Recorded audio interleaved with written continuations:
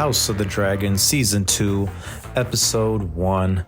We're back, baby. Picking up exactly where we left off shortly after the events of Season 1. We get a glimpse of Winterfell in all its glory, with narration by what sounds exactly like Robb Stark, but apparently it's Cregon Stark.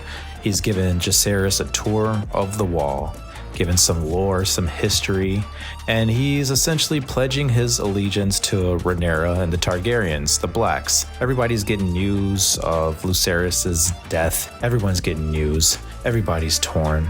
Daemon is now on demon time. He's ready for revenge, but Rhaenys is telling him to be patient. And that's the theme of this episode, and possibly this season. Patience versus impulsiveness. Sir Kristen is banging Alicent, I guess. At this point, he's been fortunate enough to smash both queens, although Alicent is arguably past her prime now. She's a grandma. There's nothing wrong with that. But 8 kids later, and Sir Christian is fulfilling his duty at this point. Alicent is conflicted with the recent events.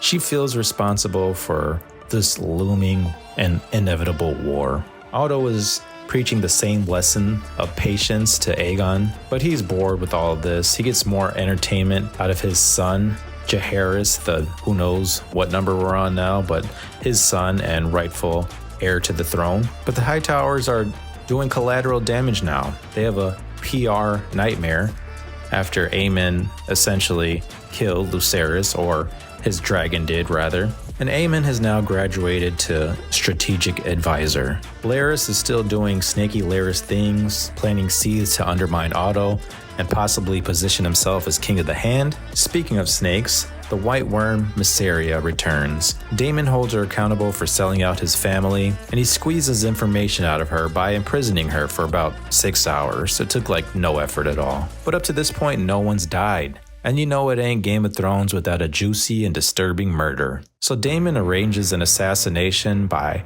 hiring a disgruntled soldier in the King's Guard and also a local exterminator to sneak in the Hightower's home and kill Aemon. Not sure why he was confident the Organ Man would be able to take on one of the realm's best swordsmen, but this guy did know the ins and outs of the castle. So this unlikely duo navigate, bust each other's balls along the way, and at one point kick the dog Cheese, which shows this guy ain't got no morals. Eventually they find the 2 children of Aegon, Jaehaerys Jr. and his twin sister. Not the intended target, but a boy's a boy, I guess. And right in front of the mama, Queen Helaena, they begin to behead the little boy. But this isn't a Ned Stark swift sword to the neck beheading. This was like the audio version of a cartel-style beheading. Extremely disturbing. I mean, this may not be the revenge that the Targaryens were looking for, but they certainly escalated the level of pettiness.